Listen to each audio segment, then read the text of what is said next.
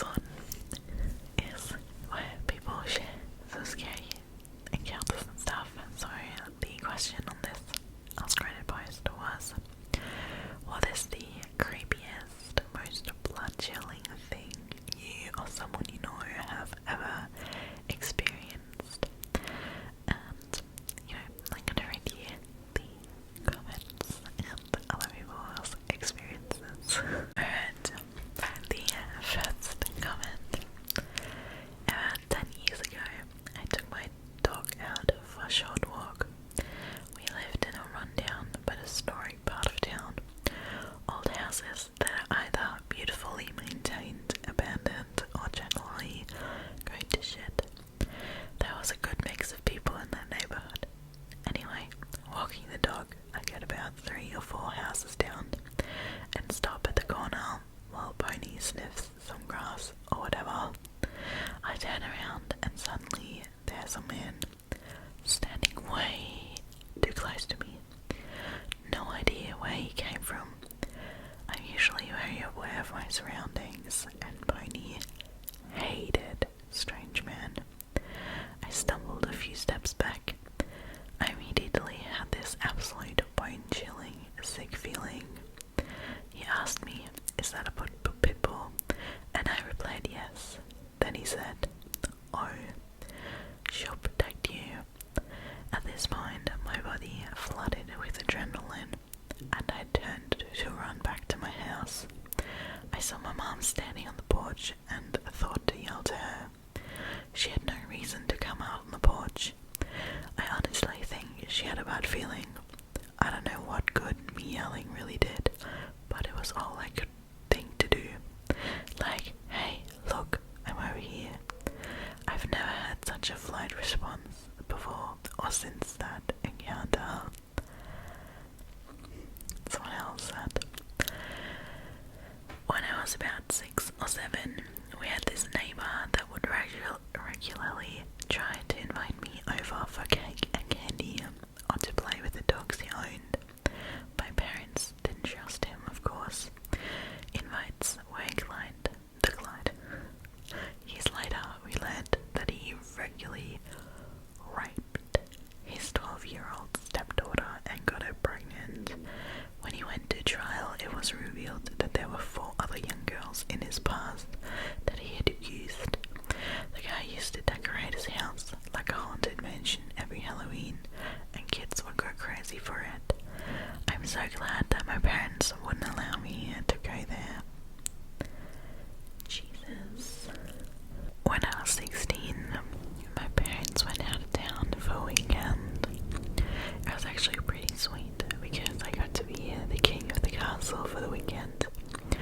So I get home that Friday night and just stick around internet, video games, etc. and start watching TV around dusk. The way our living room was set up was that there was a set of glass doors right next to the television that looked out onto the backyard porch. The backyard was surrounded by ivy that grew on a hill around a 45-degree angle.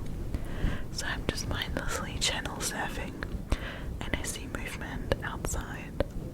At first I just dismiss it, thinking it's a bird or a neighborhood cat or something. But I then notice that whatever is moving is way bigger than a cat or dog.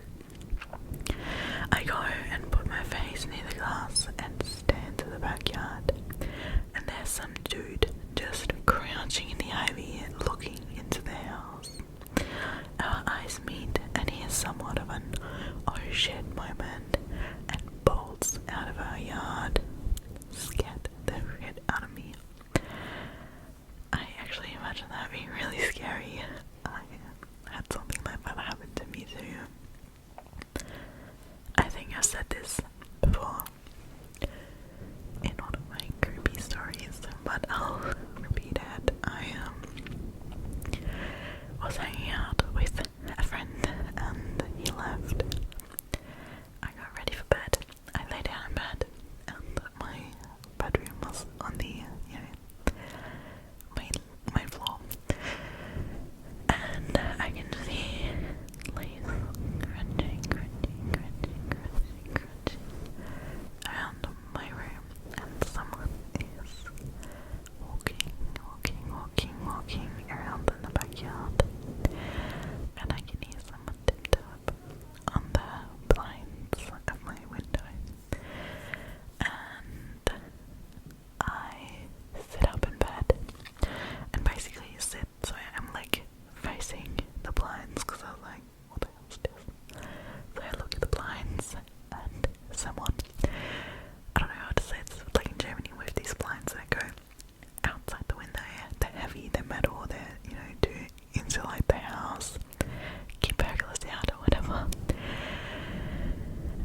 a sudden, someone pushes that up, and I just screamed. I now understand, people being panicked and not knowing anything from that panic. Because I was staring at the person who's there, dead in the face. Like, I looked at them, but my mind is just completely blank. I do not know who this person was.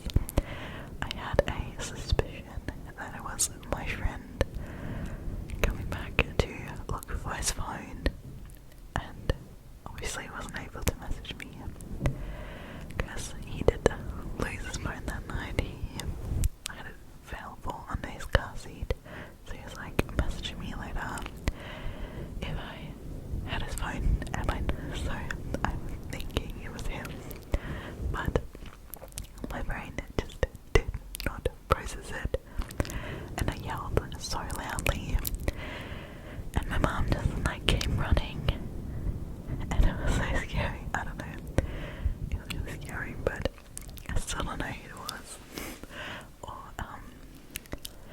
if we're sharing scary experiences. I had another quite a big, fright. So I was camping with my friend in her backyard. We love to do that.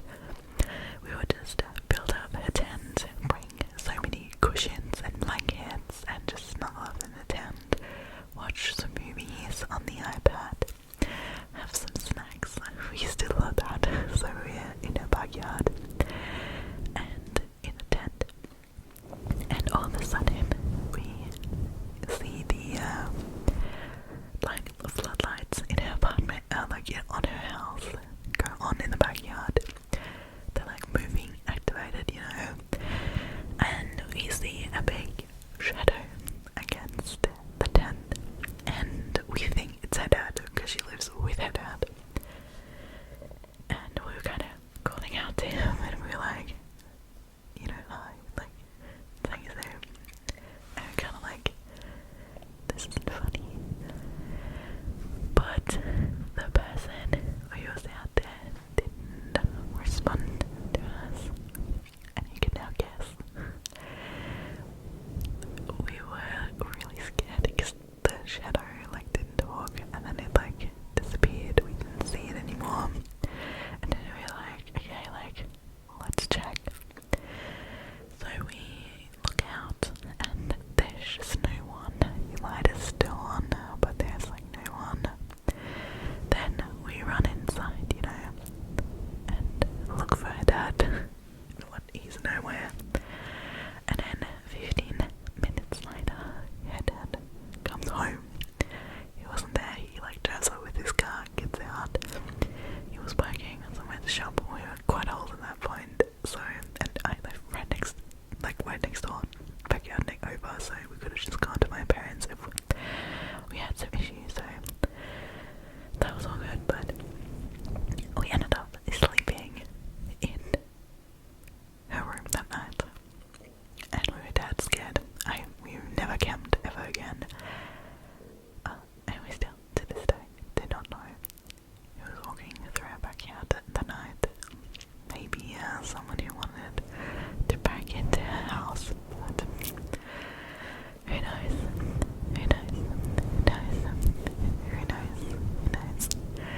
Anyway, guys, I'm now really interested if you have some scary experiences. Do let me know. I'm kind of interested in what you say. Alright, next Reddit story that I'm going to you from Reddit is, my mom had a stalker for years. She was maybe in her early 30s.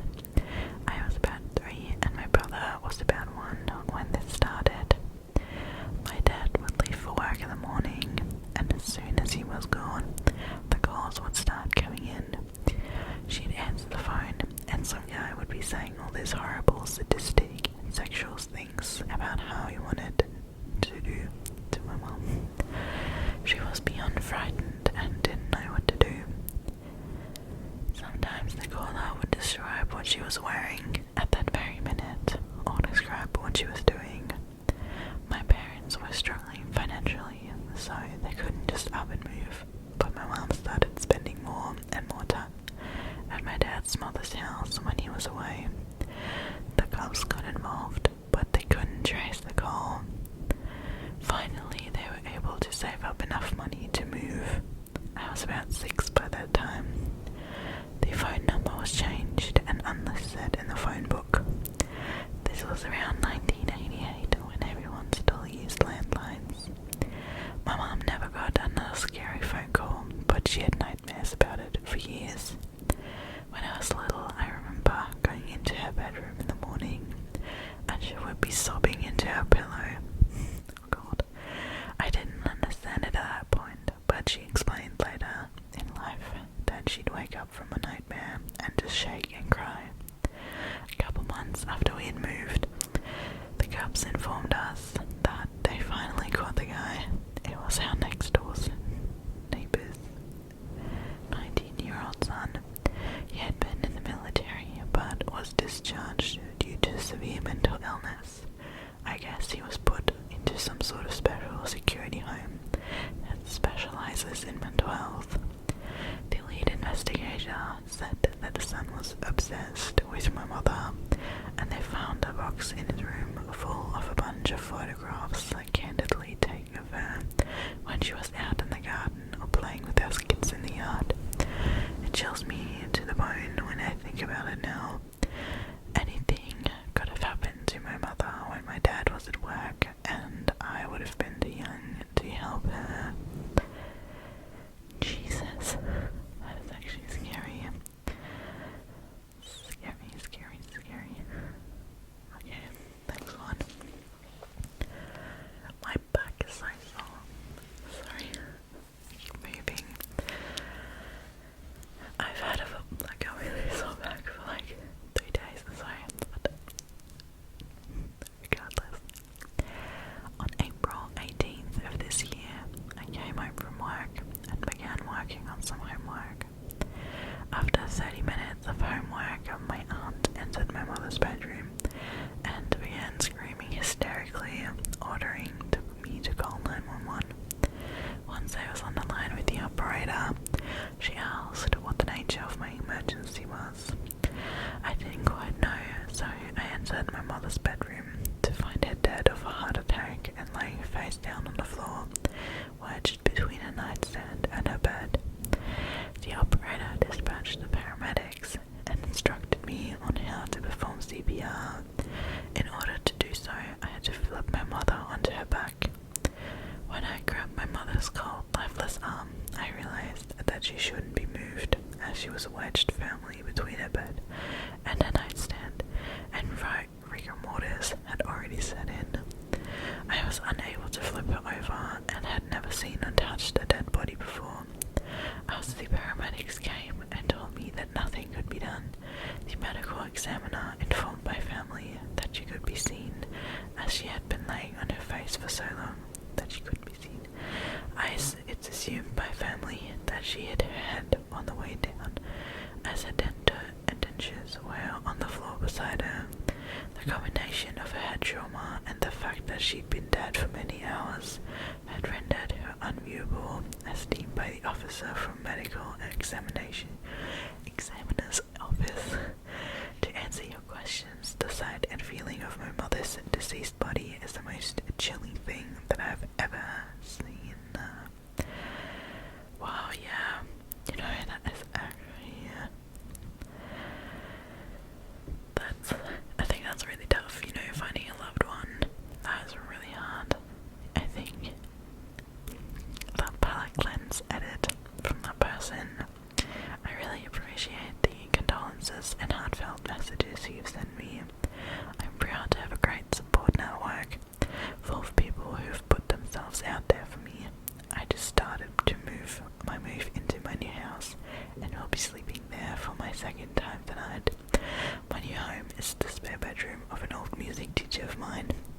After his daughter and grandson moved out, I've been fortunate enough to be offered a room free of charge to live in. This is an amazing opportunity, especially for a college student whose job only offers 20 hours a week. I hope only to be able to repay him for what he and his wife have done for me.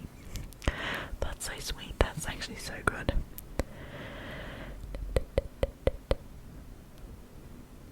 Alright, this might be a good one. I've got one. In college, I worked security for extra money.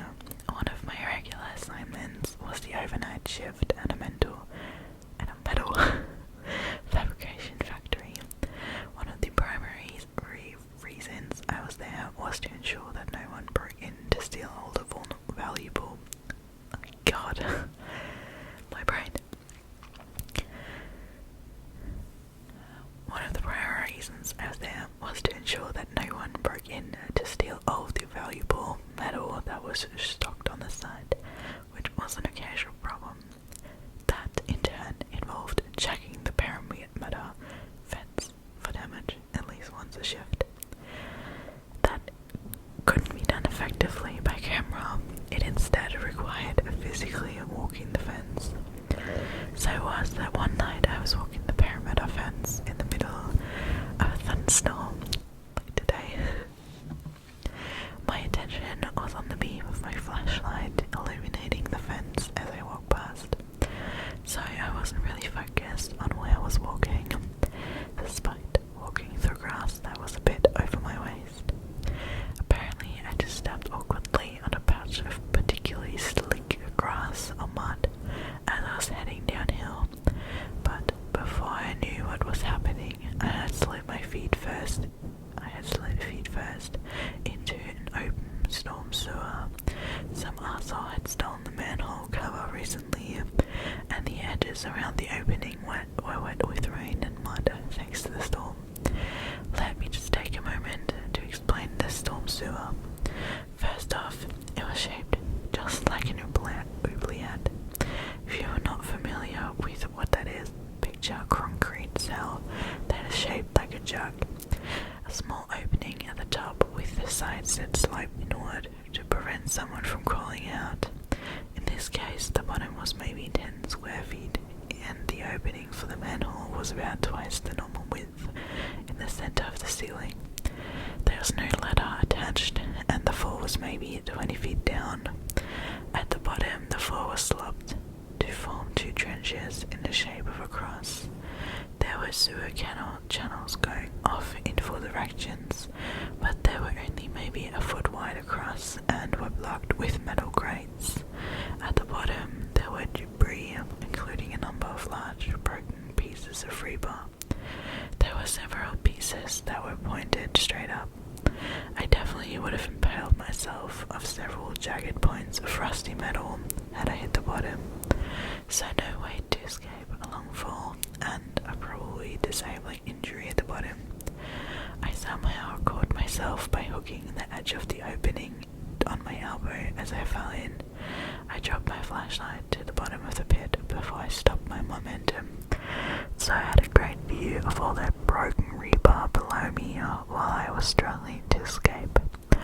Maybe that was the collapsed remains of the ladder. As I tried to get another handhold, my cell phone slipped out of my pocket and hit the bottom. It felt like forever before I somehow pulled myself out of that opening. I don't doubt adrenaline gave me a considerable boost of strength, but even so, I nearly lost my hold on the edge 3 times before I managed to scramble out. I was kinda just jerking my knees towards the opening and jumping a couple inches thanks to the momentum.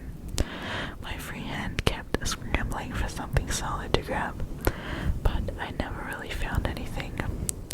I'm honestly not sure how exactly I pulled myself out, just using the surface tension between the mud and concrete and my hands and forearm. It felt like a miracle. I'm not focused. Excuse me. All I could think of after I pulled myself out was how I wasn't due to be relieved for another 7 hours.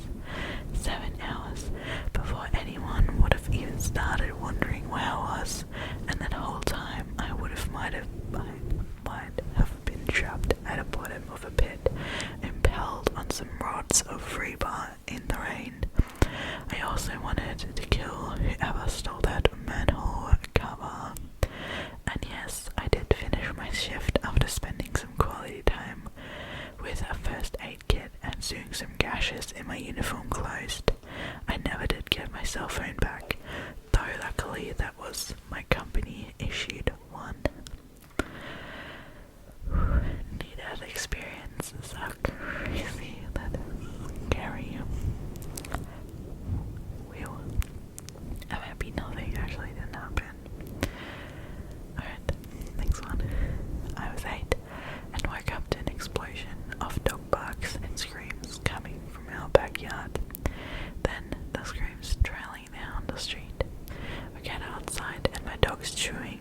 bloody shoe and a bit of gym shorts were hanging off the backyard fence. We call the cops and they investigate. From the footprints they could see the guy tried every window with my dog following. When he got to mine, my dog went full attack mode. The guy was picked up that night on an unrelated charge, but they put two together and charged him. My dog allowed them to like the gym shorts, but the shoe was his. He was happy and let the cops pet him as much as they liked. Animal control the next day when they drew a little blood for a rabies test. That shoe though was his. That is so cute. I mean, that turned out well, but like, that's cute. That dog's cute, okay? Someone said, when I was 3, our house was broken into. The burglar stole money off of my parents' dresser and then went into my room and stared over my sleeping body. I woke up and saw him. My father watched him from his bedroom while calling the police. When the burglar left and the police were there with lights on, his footprints were in the shack carpet. This is one of my earliest memories. Well, I think that would disturb you for the rest of your life. Wow, that is actually really crazy. Last story for today. I was on a 15-hour bus trip from the Yucatan to Chiapas in Mexico with my family. It was late at night, and after several hours of driving, we stopped at a gas station to go to the bathroom, grab snacks, etc. It would have been like any other trip, however, I noticed there was an unusual amount of police. When we got back to the bus, the driver informed us that the police had received a tip that our bus was being targeted for robbery by Mexican bandits. They would escort us. We drove and drove for hours up a nauseatingly winding road on the side of a cliff. One police truck in front of us and one behind us, armed to the nines. I was on high alert, but after a while I dozed off. That was until the bus came to an abrupt stop. I remember peering out the front window and seeing a series of large rocks planted strategically across the road. Everything was dark, save these rocks being illuminated by the bus light. If the police hadn't been there, this would have been what would have went down. Step 1, bus driver disembarks, tries to remove rocks. Step 2, Mexican bandits kill bus driver and hold hostages. Step 3, bandits board bus. Step 4, rope, rape, kill.